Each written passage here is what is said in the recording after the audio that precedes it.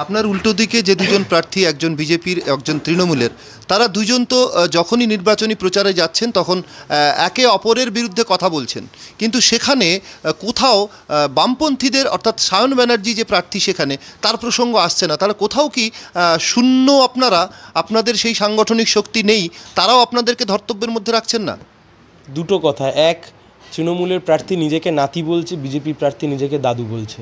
এখন দাদু আর নাতির মাঝখানে আমি বাবা হলে হতে পারি, সেটা হওয়ার খুব একটা শখ জাগেনি আমার। তো এই দাদু নাতি যা করতে চাইছে দাদু নাতি হাতি করতে দিন না, অসুবিধার কী আছে? বিজেপি আর তৃণমূলের প্রার্থী যখনই মুখ খুলছে, কেউ বলছে আমি সাপ হব, কেউ বলছে আমি চন্দ্রবোড়া হব, কেউ বলছে আমি কালকেউটে হব, কেউ বলছে আমি সাপুড়ে হব।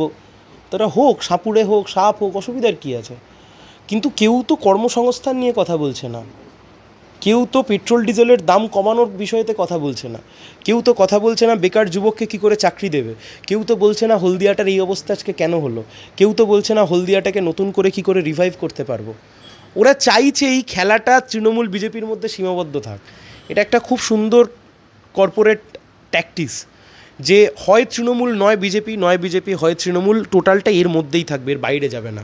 মানে তোমার যদি তৃণমূল পছন্দ না হয় তাহলে তুমি বিজেপিকে ভোট দাও, তোমার যদি বিজেপিকে পছন্দ না হয় তাহলে তুমি তৃণমূলকে ভোট দাও। এই দুটো করতে গিয়ে লেফটকে জিরো করে রাখবার একটা কৌশল আছে। মানুষ এত সহজে না এইসব খায় না।